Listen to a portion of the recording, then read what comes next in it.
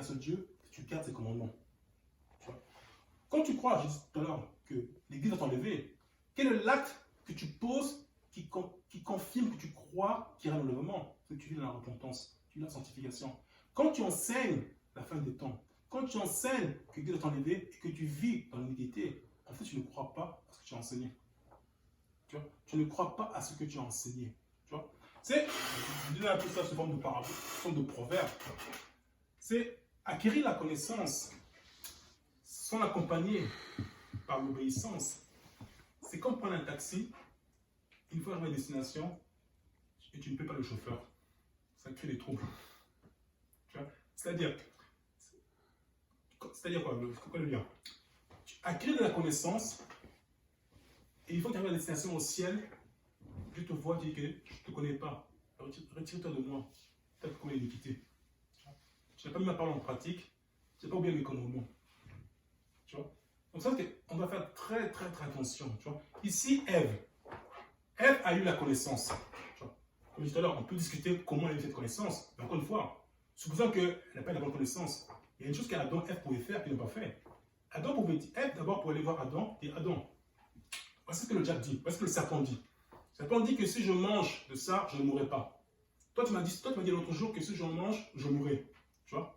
Ève pouvait faire ça comme option. Elle pouvait demander à Ève, à Adam, est-ce que ce qu'on me dit là est vrai? Elle n'a pas fait ça. Deuxième option, elle pouvait voir, elle-même, elle pouvait dire à Dieu, Seigneur, tu as dit à Adam, le jour où tu mangeras le jour qu'on mangera le fruit de l'arbre qui semble du mal, on mourra. Mais si quelqu'un qui s'appelle le serpent me dit autre chose, est-ce que c'est vrai ce qu'il dit là? Elle pouvait faire ça aussi. Elle pouvait consulter non seulement Adam, elle pouvait aussi consulter Dieu. Mais elle n'a pas fait ça. Ça, je dis qu'en Ève, il y avait déjà la convoitise. Tu vois?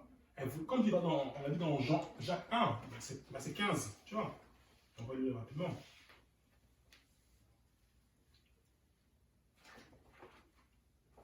Ça, c'est le processus dans lequel Ève tombe dans le péché. Parce que le diable n'a pas pris le fruit.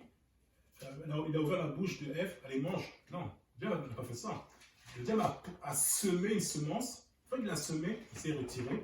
Il sait connaître le principe de Dieu. Si tu sèmes, tu récoltes.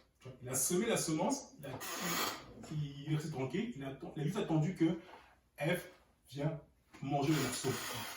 En Jacques 1, versets 14 et 15, mais chacun est tenté quand il a tiré, amorcé par sa propre convoitise. Moi, je fais un scénario. Tu vois, en Genèse 3, verset 6, la femme vit que l'arbre était bon à manger. Je me dis que seulement dimanche, elle a fait un tour à l'arbre, elle a vu l'arbre, elle repart chez elle. Lundi, elle revient, elle voit l'arbre, elle repart chez elle. Mardi, elle revient jusqu'à samedi, elle dit, bon, je vais manger cet arbre-là. Quand tu es amorcé par ta propre convoitise, la convoitise, lorsqu'elle a conçu, enfante le péché. Dès que Dieu te demande de faire quelque chose, mais Dieu te dit de ne pas faire quelque chose, tu auras une convoitise qui va te pousser à vouloir faire ce que Dieu n'a pas dit de faire. Il faut vite fuir cette convoitise-là. Parce que si tu ne fous pas cette convoitise, comme dit dans Jacques 1, verset 14, amorcée par sa propre convoitise, puis la convoitise lorsqu'elle a conçu. Quand la convoitise grandit en toi, c'est un peu comme le cancer. Tu vois? Quand il est au début, tu penses le guérir. Mais quand il est en phase terminale, ça crée la mort. C'est fini. Il dit ici, puis la convoitise lorsqu'elle a conçu, enfante le péché. Et le péché étant consommé produit la mort. Tu vois? Le diable savait très bien qu'il ne peut pas, il n'a pas le droit de prendre un fruit et dire Ève, ou bien on mange. Mais ce qu'il a le droit de faire, c'est d'influencer Ève. C'est ce qu'il a fait et ce qu'il faut aujourd'hui. Le diable va nous influencer à faire le mal. Il ne va pas faire le mal à notre place, il va nous influencer à faire le mal. C'est à nous maintenant de revoir nos désirs. Est-ce qu'on va avoir des désirs qui plaisent à Dieu, qui font la volonté de Dieu, ou on va avoir des désirs qui sont attirés par notre propre convoitise, ou soit des désirs qui ne plaisent pas à Dieu et faire la volonté de la chair. Tu vois? Je vais un peu en arrière.